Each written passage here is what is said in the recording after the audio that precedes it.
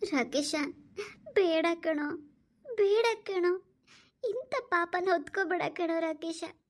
ನಿಮ್ಮ ತಂದೆ ನಿನಗೋಸ್ಕರ ಎಷ್ಟು ಕಷ್ಟಪಟ್ಟಿದ್ದಾರೆ ಗೊತ್ತೇನೋ. ನೀನು ಚೆನ್ನಾಗಿರ್ಲಿ ಅಂತ ಅಷ್ಟೆಲ್ಲ ಆಸ್ತಿ ಮಾಡಿದ್ದಾರೆ. ನೀನಿವಾಗ ಅವರನ್ನೇ ಕೊಲ್ತಿದ್ದೀಯಲ್ಲೋ, ನನ್ನ ಬೇಕಾದ್ರೆ ಕೊಂದ್ಬಿಡೋ. ರಾಕೇಶ, ಸಮಯ ಮೀರಿ ಹೋಗ್ತಾ ಇದೆ, ಬೇಗ ಮುಗಿಸು ಕೆಲಸನ.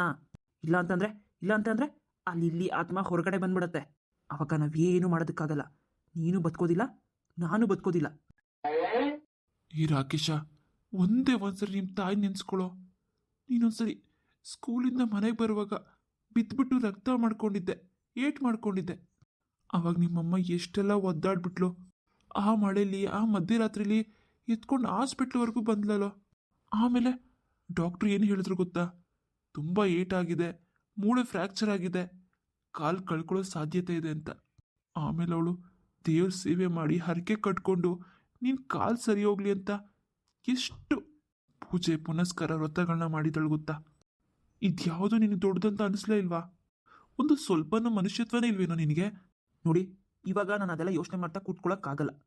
ಅಷ್ಟಕ್ಕೂ ಅದೇನು ದೊಡ್ಡದೇನಲ್ಲ ಬಿಡಿ. ಮಗ ದೊಡ್ಡವನಾಗ್ತಾನೆ, ನಮ್ಮನ್ನು ಸಾಕ್ತಾನೆ, ಕೊನೆಗಾಲಕ್ಕೆ ಅವನೇ ಹಾಕೋದು ಅಂದ್ಬಿಟ್ಟು ನೀವಿಬ್ರು ಅಷ್ಟೆಲ್ಲ ಮಾಡಿದ್ದೀರಾ. ಎಲ್ಲ ಅಪ್ಪ ಅಮ್ಮಂದ್ರು ಇದನ್ನೆಲ್ಲ ಮಾಡದೆ, ನೀವೇನು ವಿಶೇಷವಾಗಿ ಏನು ಮಾಡಿಲ್ಲ. ಇಂಥ ಮಾತುಗಳೆಲ್ಲ ಹೇಳಿ ನನಗೆ ಬ್ರೈನ್ ವಾಶ್ ಮಾಡೋ ಪ್ಲ್ಯಾನ್ ಏನಾದ್ರು ಇಟ್ಕೊಂಡಿದ್ರೆ ಅದು ಸಾಧ್ಯನೇ ಇಲ್ಲ. ನಾನು ಬದುಕಬೇಕಷ್ಟೇ. ನೀವಿಬ್ರು ಇವತ್ತು ಸಾಯಲಿಲ್ಲ ಅಂತಂದರೆ ಆ ಲಿಲ್ಲಿ ಆತ್ಮ ನನ್ನನ್ನು ಬಿಡೋದಿಲ್ಲ. ಅಷ್ಟಕ್ಕೂ ನೀವಿಷ್ಟೆಲ್ಲ ಮಾಡಿ ಏನು ಪ್ರಯೋಜನ? ನಾನೇ ಬದುಕಿಲ್ಲ ಅಂದಮೇಲೆ ನೀವಿಬ್ರು ಇದು ಏನು ಮಾಡ್ತೀರಾ? ವಯಸ್ಸಾಗಿರೋ ನೀವಿಬ್ರು ಇರ್ಬೇಕಾ? ಇನ್ನೂ ಬಾಳಿ ಬದುಕಬೇಕಾಗಿರೋ ನಾನಿರ್ಬೇಕಾ? ನೋಡಿ, ಯೋಚನೆ ಮಾಡಿ. ಅಷ್ಟಕ್ಕೂ ಮುಕ್ಕಾಲು ಭಾಗ ನೀವೇ ತಪ್ಪು ಮಾಡಿರೋದು, ಮುಕ್ಕಾಲು ಭಾಗ ನನ್ನ ಜೀವನನ ಹಾಳು ಮಾಡಿರೋದು ನೀವೇ.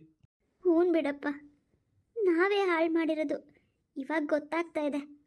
ಮುದ್ದು ಮಾಡಿ ನೀ ಕೇಳೋದಕ್ಕಿಂತ ಮುಂಚೆನೇ ಎಲ್ಲನೂ ಕೊಡಿಸಿದ್ವಲ್ಲ, ಅದಕ್ಕೆ ಇಷ್ಟೆಲ್ಲ ಅನ್ಸ್ಕೋಬೇಕು.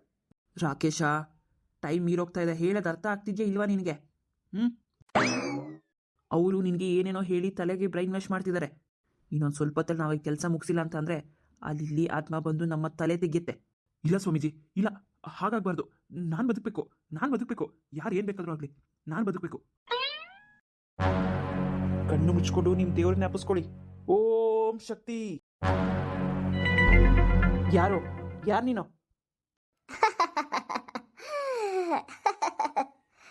ನಾನು ಯಾರಂತ ಗೊತ್ತಿಲ್ವಾ? ಇವನಿಗೆ ಚೆನ್ನಾಗಿ ಗೊತ್ತಿರಬೇಕಲ್ಲ. ನೀನು ಶಾಂತನ ಜೊತೆ ಬಂದಿದ್ದೆ ಅಲ್ವಾ? ಶಾಂತನ ಫ್ರೆಂಡ್ ಅಂತ ಹೇಳಿ. ಪರವಾಗಿಲ್ವೇ, ಇನ್ನೂ ಚೆನ್ನಾಗಿ ನೆನ್ಪಿಟ್ಕೊಂಡಿದ್ಯಾ? ನೋಡು, ಮರ್ಯಾದೆಯಿಂದ ಕೊಟ್ಬಿಡೋದು. ಈ ಸಮಯದಲ್ಲಿ ಯಾಕೆ ಬಂದಿದ್ಯಾ ನೀನು? ಓ, ನಿನಗಿನ್ನೂ ನಾನು ಯಾರು ಅಂತ ಅರ್ಥ ಆಗಿಲ್ಲ. ನಿನ್ನನ್ನು ಕೊಲ್ಲೋದಕ್ಕೆ ಅಂತ ಬಂದಿದ್ದೀನಿ ಕಣೋ, ನಾಶ ಮಾಡೋದಕ್ಕೆ ಅಂತ ಬಂದಿದ್ದೀನಿ. ಇದೇ ಸ್ವಾಮೀಜಿ, ಇವಳು ಏನೇನೋ ಹೇಳ್ತಿದ್ದಾಳಲ್ಲ, ಇವಳು ನಮ್ಮನ್ನು ನಾಶ ಮಾಡೋದ? ರಾಕೇಶ, ನಾನು ಹೇಳಿ ಸಾಕಾಗೋಯ್ತಲ್ಲೋ. ಅವಾಗಲಿಂದ 1000 ಸತಿ ಪಡ್ಕೊಂಡೆ, ಬೇಗ ಮುಗಿಸು ಅಂತ. ಕೊನೆಗೆ ಅಲ್ಲಿ ಇಲ್ಲಿ ಆತ್ಮ ಬಂದೇ ಬಿಟ್ಟಿದೆ ನೋಡು. ಏನು ಸ್ವಾಮೀಜಿ, ಏನು ಹೇಳ್ತಿದ್ದೀರಾ? ಲಿಲ್ಲಿ ಆತ್ಮ ಬಂದಿದ್ಯಾ? ಹೌದು ಕಣೋ ಮೂರ್ಖ, ಇವಳ ದೇಹದಲ್ಲಿ ಲಿಲ್ಲಿ ಆತ್ಮ ಇದೆ, ಅದಕ್ಕೆ ಅದು ನಾಶ ಮಾಡೋದಕ್ಕೆ ಬಂದಿರೋದು. ಇವಾಗ ನಿನ್ನನ್ನು ಕಾಪಾಡೋಕ್ಕೆ ನನ್ನ ಕೈಲಿ ಸಾಧ್ಯ ಇಲ್ಲ. ಸ್ವಾಮೀಜಿ, ನಂಗೆ ಅನ್ಬೇಡಿ, ನೀವೇ ಕಾಪಾಡಬೇಕು. ನೀವನ್ ಬಿಟ್ರೆ ನನಗೆ ಬೇರೆ ದಾರಿ ಇಲ್ಲ. ದುಡ್ಡು ಎಷ್ಟನ್ನ ಖರ್ಚಾಗಲಿ, ಹೆಂಗಾದ್ರೂ ಮಾಡಿ ಅದನ್ನು ನಾಶ ಮಾಡಿಬಿಡಿ. ಸಾಧ್ಯ ಇಲ್ಲ ಕಣೋ ಮೂರ್ಖ, ಸಾಧ್ಯ ಇಲ್ಲ.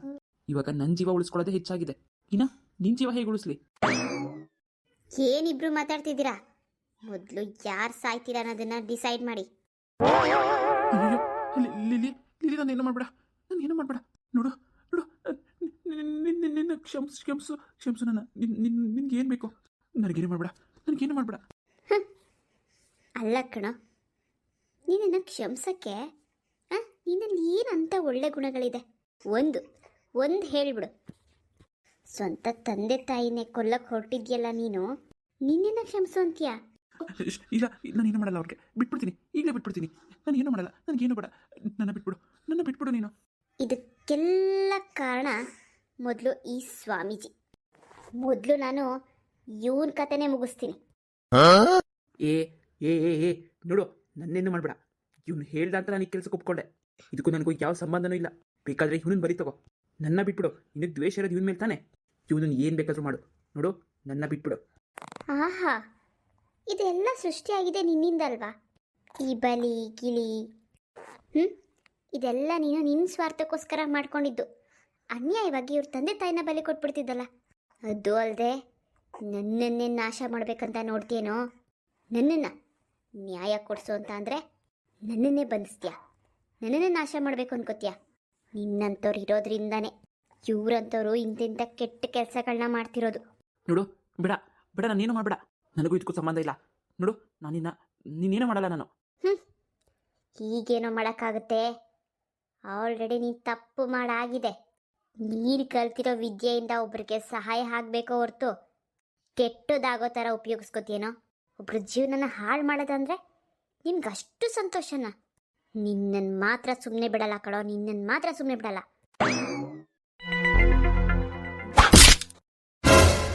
ಅಯ್ಯೋ ಅಯ್ಯೋ, ಸ್ವಾಮೀಜಿ ಸ್ವಾಮೀಜಿ ಏನಾಯ್ತು? ಸ್ವಾಮೀಜಿ ಎತ್ತೊಳೆ ಮೇಲೆ. ಎಷ್ಟು ಗೋಳಾಡಿದ್ರು ಏನು ಪ್ರಯೋಜನ ಇಲ್ಲ ಕಣೋ. ಈಗ ನಿನ್ನ ಸರದಿ. ಬೇಡ, ನಾನೇನು ಮಾಡಬೇಡ.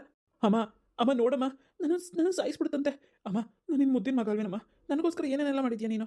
ನನಗೆ ಕಾಪಾಡಮ್ಮ. ಅಪ್ಪ, ನನಗೆ ಕಾಪಾಡಪ್ಪ. ನೀನು ಹೇಳಪ್ಪ ಅವಳಿಗೆ ಹೇಳು, ನಾನೇನು ಮಾಡಬೇಡ ಅಂತ. ನಾನೇನು ಮಾಡಲ್ಲ ಅವಾಗಳು. ನೀನು ಹೇಳಪ್ಪ ಅಮ್ಮ, ಹೇಳಮ್ಮ ನೀನು.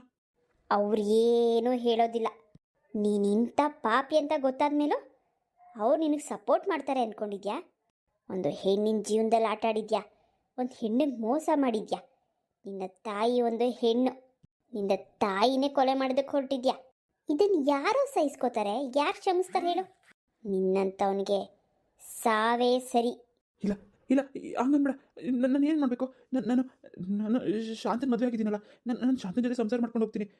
ಇನ್ಮೇಲೆ ಅವಳು ತೊಂದರೆ ಕೊಡೋದಿಲ್ಲ. ನಾನು ಅವಳ ಗಂಡ ನನ್ನನ್ನು ನಂಬ್ಕೊಂಡಿದ್ದಾಳೆ. ನಾನು ಅವಳ ಜೊತೆ ಜೀವನ ಮಾಡಬೇಕು. ಅವಳ ಗಂಡನ ಕೊಂದರೆ ನೀನು ಪಾಪ ತುತ್ಕೊಳ್ಳಲ್ವಾ? ಅಲ್ಲ, ಅವಳಿಗೆ ನೀನು ಎಷ್ಟೊಂದು ಸಹಾಯ ಮಾಡಿದ್ಯಾ. ನೀನು ಅವಳ ಮಾಂಗಲ್ಯ ಏನು ಕಿತ್ಕೋತೀಯಾ? ನೋಡು, ಯೋಚನೆ ಮಾಡಿ ನೀನು.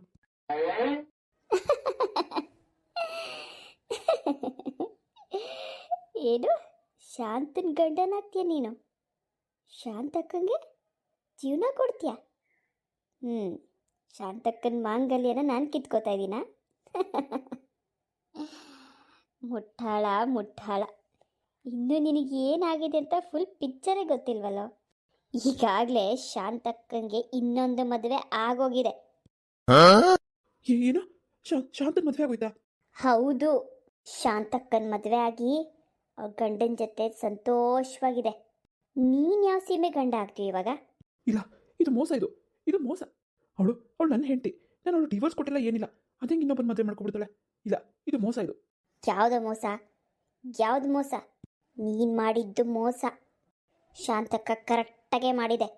ನೀನು ಶಾಂತಕ್ಕನ ಗಂಡ ಆಗೋದಕ್ಕೆ ಯಾವ ಕಡೆಯಿಂದನೂ ಲಾಯಕ್ಕಿಲ್ಲ. ಅಷ್ಟಕ್ಕೂ ನೀನು ಶಾಂತಕ್ಕನ ಗಂಡ ಅಲ್ಲವೇ ಅಲ್ಲ. ನಾನು ನಿನ್ನ ಕೊಲ್ಲೇಬೇಕು.